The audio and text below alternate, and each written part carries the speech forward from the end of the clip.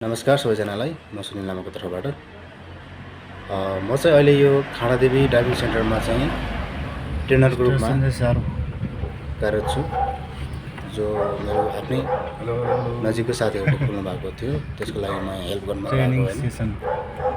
अनि जति पनि मैले जानेको छु स्किलहरू जुन ड्राइभिङको लागि सानो गाडी र अनि बाइक स्कुटी पनि मलाई सबै आउँछ हैन। हजुरलाई जो कोही पनि इच्छुक हुनुहुन्छ भने मलाई यहाँ राम्रो तरिकाले सिकाउँछ। कुनै पनि कसर नराखिकन हामीले राम्रो तरिकाले सिकाएर हजुरलाई यहाँबाट पास हुने तरिकाले हामीले ट्रायल कोर्सको लागि राम्रो त्यो व्यवस्था गरेका छौँ। मभन्दा बाहेक पनि अरू पनि हुनुहुन्छ यहाँ ट्रेनरहरू राम्रो हुनुहुन्छ। 2-3 वर्ष 2-4 वर्षै नै उहाँहरूले ड्राइभिङ स्कुलमै कोर्स गरेर आउनु भएको छ हैन। त्यसैले आउनु होला, यहाँ सबैजना साथ सपोर्ट दिनु होला हामीलाई। र म नयाँ छु अहिले युट्युबमा, त्यति मैले चलाएको छैन। खोलेको त मैले 10 वर्ष भइसक्यो युट्युब चाहिँ। बल्ल मैले चाहिँ अब के गरौँ त भन्दाखेरि युट्युबलाई कसरी सञ्चालन गर्ने कुरो चाहिँ म सिक्दैछु। त्यही भएर मैले शान्तिमा भिडियोहरू हालेको हुन्छु। गाडीहरूको कोर्सको टायरको लागि चाहिँ प्राय मेरो चाहिँ त्यो फोकस हुन्छ हैन। अनि मेरो स्किलहरू मैले के जानेको छु म सबै हजुरलाई भन्दै जानेछु अरू भिडियोमा। अहिले यो भिडियो हेरिदिनु होला। अहिले यता उकालो कसरी चलाउने भनेर भन्नुहुँदैछ। दाइ चाहिँ यहाँको ड्राइभिङ इन्स्ट्रक्टर।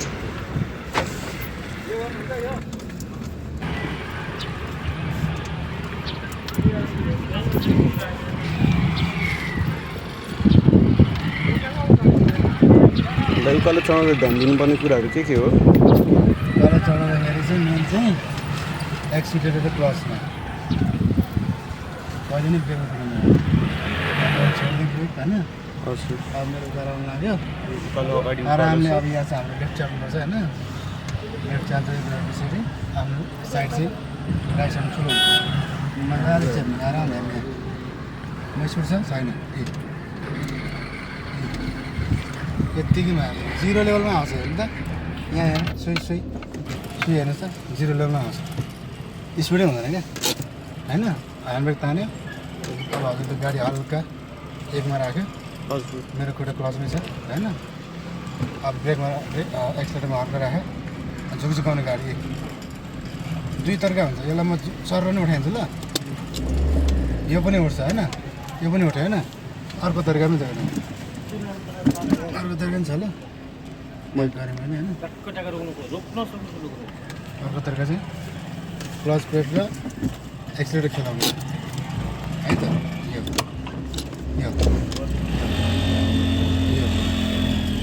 यो आनन्दले स्मुथली आउँछ गाडी, कहीँ टेन्सन हुँदैन। त्यो सुरुकोमा चाहिँ कस्तो भने एकदम उछिटिन्छ गाडी होइन, त्यो कारणले चाहिँ गाह्रो हुन्छ। सेकेन्ड टाइमको चाहिँ हजुरले लिनुभयो भने राम्रो हुन्छ। त्यही ठिकै दाइ।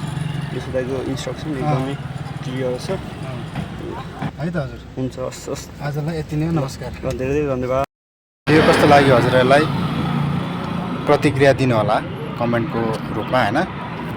यस्तै भिडियोहरू योभन्दा पनि राम्रो अझै राम्रो खालको क्वालिटीवाला भिडियो म ल्याउँदैछु। अहिले मसँग सामान त्यति नभएर त्यति मलाई आइडिया पनि छैन, त्यो सिक्दैछु। लाइक, सब्सक्राइब, कमेन्ट र बेल आइकन थिच्न नभुल्नु होला। जय नेपाल।